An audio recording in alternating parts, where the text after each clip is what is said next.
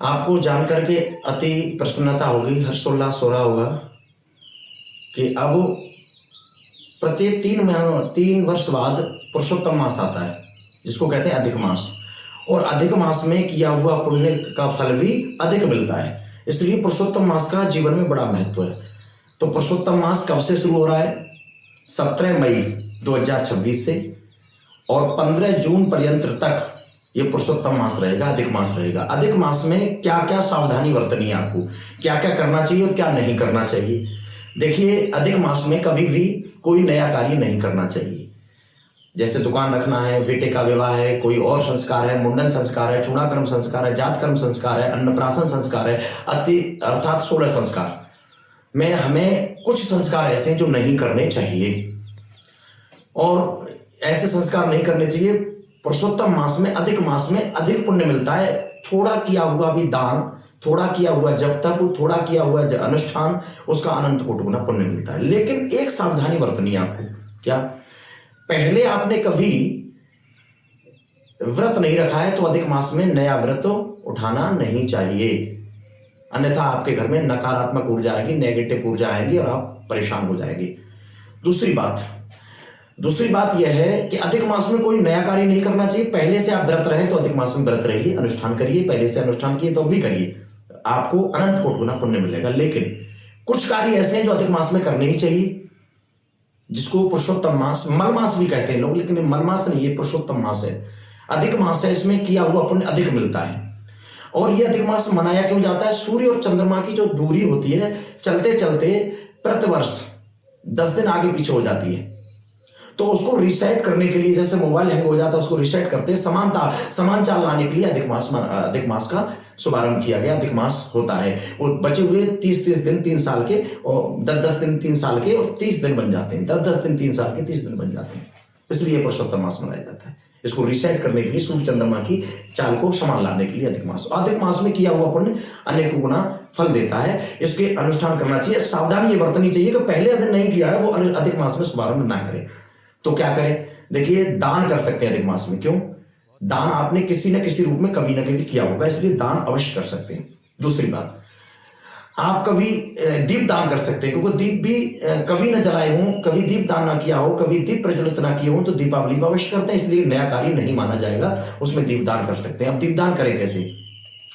देखिए, अधिक मास में पहले दिन 17 मई से शुभारंभ होने, या 17 मई को घी का, तिल का और सरसों के तेल का दीपक बनाएं, और उन दीपकों को तुलसी जी के पास में ले जाएं जो नारायण साक्षात वास करते हैं, और वहां पर चारों तरफ रख करके वहां नारायण भगवान से प्रार्थना करें और लक्ष्मी जी के बीज मंत्र श्रीम श्रीम श्रीम इसका जाप करें, तो आपको धन की समस्या का समाधान हो जाएगा। धन का अभाव कभी जीवन में नहीं रहेगा, ये पक्का कंफर्म गारंटी है। इस प्रयोग को जरूर करें। उसके बाद में कुछ दीपदान, उसी तरह के दीप बनाएं, तेल, घी और सरसों का तेल, यानी तिल का तेल, सरसों का तेल और घी, इनको ले जाकर के बेल का वृक्ष होता है, बेल पत्थर जिसको कहते हैं, जिसमें पत्थर आते हैं जो खाए जाते हैं, जो पूजा में शंकर जी में बिल्व पत्र लिया जाता है, तो बेल के चारों तरफ ये दीपक रखें और वहां शिव पार्वती से प्रार्थना करें कि मेरे जीवन की आई हुई दरिद्रता को दूर करें, मेरे जीवन की आई हुई समस्याओं को दूर करें, मेरे जीवन की आई हुई बीमारियों को दूर करें। ये जाकर के वहां पर उपाय करें। दूसरी बात यह है कि अनुष्ठान करें, जप करें, तब करें। अगर पहले से करते आए तो अधिक मास में करना चाहिए, और पहले से नहीं करते आए तब क्या करना चाहिए हमें, तब मैं आपके लिए एक टोटका देता हूं। बहुत सुंदर, बड़ा परीक्षित प्रयोग है, हमने बहुत सारा बार अपने शिष्यों से प्रयोग कराया है, खुद भी किया है, बड़ा 100% लाभ लोगों को मिला है। करना क्या है कि थोड़ा गन्ने का रस लेना है, और गन्ने के रस को थोड़ा सा बेल पत्र के नीचे, बेल के वृक्ष के नीचे जड़ में चढ़ा देना है, और चढ़ाने के बाद आंखें बंद करके वहां बैठ जाना है। और बैठने के बाद जब बैठ जाएंगे आप, तो उसको शिव पार्वती से प्रार्थना करें, हे प्रभु, और एक मंत्र ज्यादा ना आए तो कुछ ज्यादा मत करिए, ज्यादा ना आए तो करना है ओम नमः शिवाय, ओम नमः शिवाय, इस तरह से 10 मिनट जाप करें। फिर प्रार्थना करें, मेरे जीवन की सब बाधाओं को दूर करो, मैं आपकी शरण में हूं। तो निश्चित ही शिव पार्वती बेल वृक्ष के नीचे वास होता है, और वो आपको इन सब बाधाओं से मुक्त कर देंगे। उसके बाद में थोड़ा सा दूसरे पात्र में, एक पात्र में नहीं रखना है गन्ने का रस, दूसरा पात्र और गन्ने का रस रखना है, और उसको जाकर के तुलसी दल में या तुलसी जी के वृक्ष में जाकर के चढ़ा दें। और जब तुलसी जी के वृक्ष में जाकर के चढ़ाएंगे, फिर जाकर के वहां साक्षात नारायण का वास है, फिर नारायण से जाकर के प्रार्थना करें और हे नारायण, मेरे जीवन में आई हुई दरिद्रता गरीबी को दूर करें, मैं आपकी शरण में हूँ, संपूर्ण जिंदगी में परिवार बच्चे परिवार ये धन ऐश्वर्य सब तुम्हारा है, मैं एक इसका वो कर रहा हूँ तो इसमें कोई कमी ना आ पाए। ऐसा वहां जाकर के तुलसी जी के जल में, तुलसी जी के जड़ में और गन्ने का रस चढ़ा करके ऐसा प्रयोग करें। इससे अगर ये प्रयोग करेंगे तो निश्चित ही आपको 100% आप दरिद्र नहीं रह सकते, धन का अभाव नहीं होगा, आपके घर में अकारण मृत्यु नहीं होगी, आपके घर में कोई ऐसी बीमारियां नहीं आएंगी जिससे आप परेशान होते रहें और डॉक्टरों को इलाज कराते कोई लाभ नहीं मिलता, ऐसा कभी नहीं हो सकता। इन बातों का विशेष ध्यान रखें। तो पुरुषोत्तम मास का हमारे जीवन में बड़ा महत्व है, पुरुषोत्तम मास का विशेष ध्यान रखें। पुरुषोत्तम मास में और भी छोटे छोटे कार्य हमें करना चाहिए। अब करना क्या है, दीपदान कैसे करें?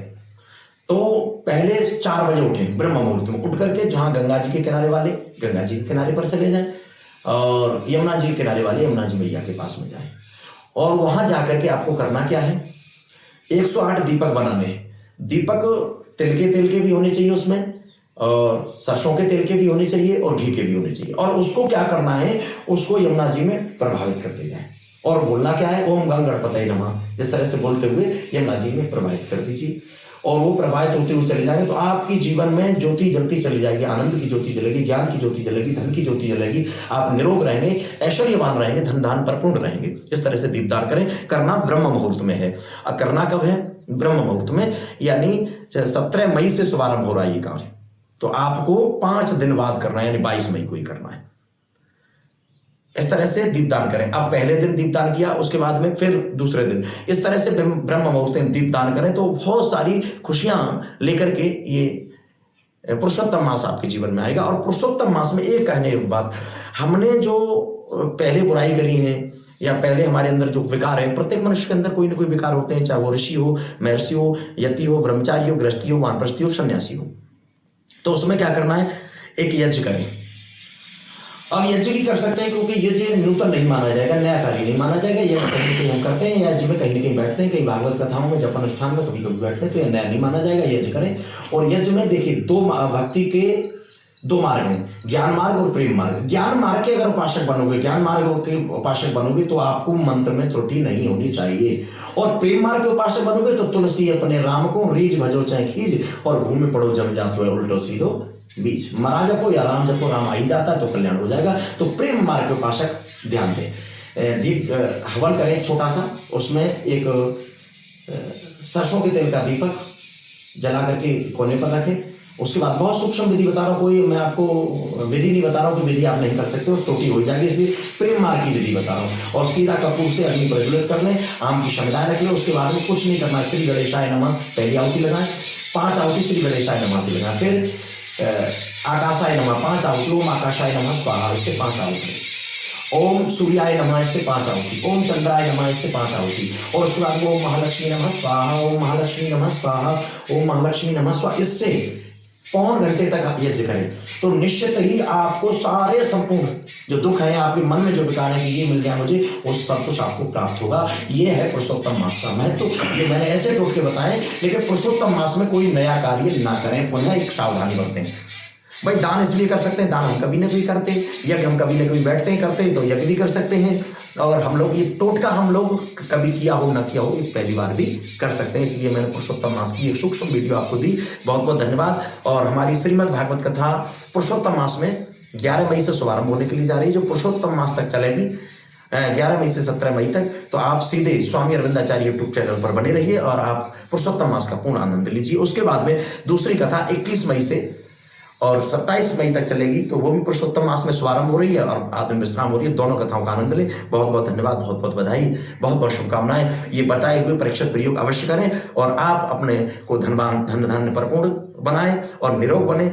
पहला सुख निरोगन काया, दूजा सुख घर में धन माया, तीजा सुख गुणवंता नारी और चौथा सुख पुत्र आज्ञाकारी। ये सारी चीजें आपको पुरुषोत्तम मास में किए गए जप तप अनुष्ठान दान से निश्चित ही प्राप्त होंगी। बहुत बहुत धन्यवाद, बहुत बहुत बधाई। ओम नमो नारायण, जय जय श्री कृष्ण, हर हर महादेव। श्री भागीरथी विश्व शांति चैरिटेबल ट्रस्ट आप सभी भक्तों का हार्दिक स्वागत करता है। बहुत बहुत